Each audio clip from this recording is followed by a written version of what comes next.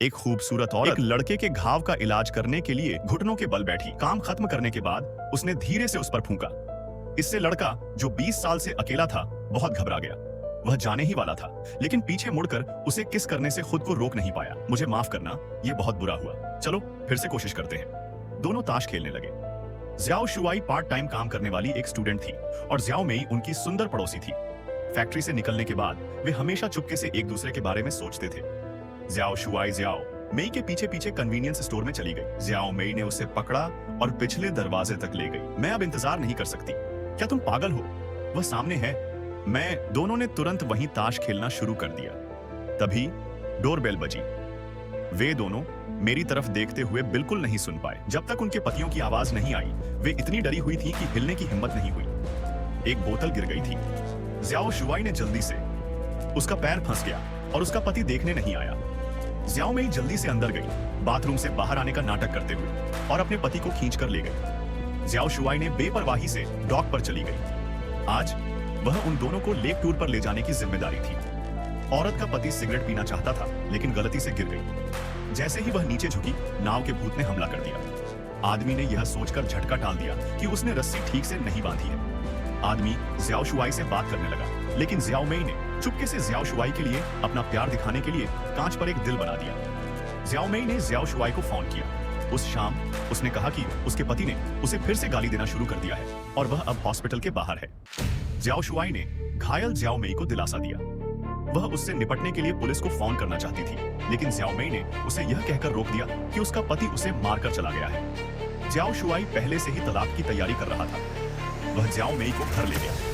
अगले दिन ज्याओ मेई ने ज्याओ शुआई को खास तौर पर एक सेल फोन दिया ताकि वे एक दूसरे से बात कर सकें। जब भी उनके पास खाली समय होता, वे प्यार भरे मैसेज करते, जिससे उसके सबसे अच्छे दोस्त का ध्यान गया। उसने ज्याओ शुआई से पूछा कि क्या उसकी कोई गर्लफ्रेंड है। ज्याओ शुआई ने कहा कि अगर होती तो वह उसे बहुत पहले बता देता। उसके सबसे अच्छे दोस्त को उस पर यकीन नहीं हुआ। जब ज्याओ शुआई घर आया तो उसने अचानक दरवाजे के सामने एक पड़ोसी की कार खड़ी देखी। ज्याओ मेई ने उसे तुरंत आने के लिए एक टेक्स्ट मैसेज भी भेजा था। ज्याओ शुआई उसे फोन करने के लिए अटारी पर गया। अचानक ज्याओ मेई वहां थी। ज्याओ मेई घबराई हुई और डरी हुई थी। उसने कहा कि चाहे कुछ भी हो जाए, वह उसके साथ रहेगी। उसने ज्याओ शुआई को अपने घर आने के लिए कहा। फिर ज्याओ मेई चली गई। ज्याओ शुआई बहुत बेचैन थी। शाम तक ज्याओ शुआई ज्याओ मेई को ढूंढने नहीं आई।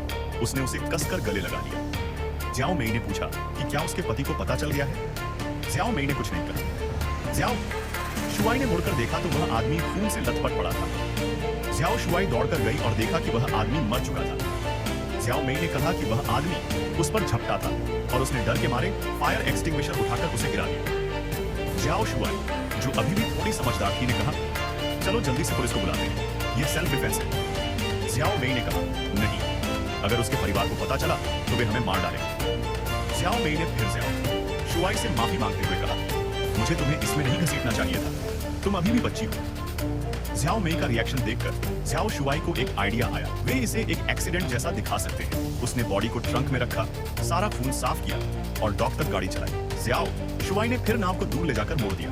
अचानक सिक्योरिटी गार्ड ने उसे देख लिया। ज्याओ शुआई ने जल्दी से उस आदमी की नकल की और सिगरेट पीने लगी। पानी पर पहुंचकर ज्याओ शुआई ने सेल बोट में आग लगा दी। अगली सुबह पुलिस ने शव को खोजा और पहचान के माध्यम से आदमी की पहचान की पुष्टि की। ज्याओ शुआई घर पर घबरा गई थी, जबकि ज्याओ मेई को पुलिस ने बुलाया। विभिन्न स्थानों से अधिकारियों को जांच के लिए भेजा गया, क्योंकि उस आदमी के पास 10 मिलियन युआन की आकस्मिक मृत्यु बीमा पॉलिसी थी, जिसमें ज्याओ मेई लाभार्थी थी। पुलिस ने ज्याओ मेई से पूछताछ शुरू की। ज्याओ मेई ने कहा कि वह आदमी नशे में था और दोनों के बीच बड़ी बहस हुई। फिर वह आदमी समुद्र में ड्राइव के लिए चला गया। अधिकारी ने ज्याओ मेई से पूछा कि क्या उसका कोई प्रेमी है। ज्याओ मेई ने दृढ़ता से जवाब दिया नहीं। फिर उसने और सवालों का जवाब देने से इनकार कर दिया और चली गई। पुलिस ने शव की जांच की तो पाया कि आदमी वास्तव में शराब पी रहा था, लेकिन पहले से ही उसकी मौत ब्रेन हेमरेज से हुई। पुलिस को ज्याओ मेई के घर पर खून से सनी एक टूटी हुई खिड़की मिली। ज्याओ शुआई ने फोन एक लकड़ी के बोर्ड के नीचे छिपा दिया और कहा कि जब सब शांत हो जाएगा तो वे इसे निकाल लेंगे।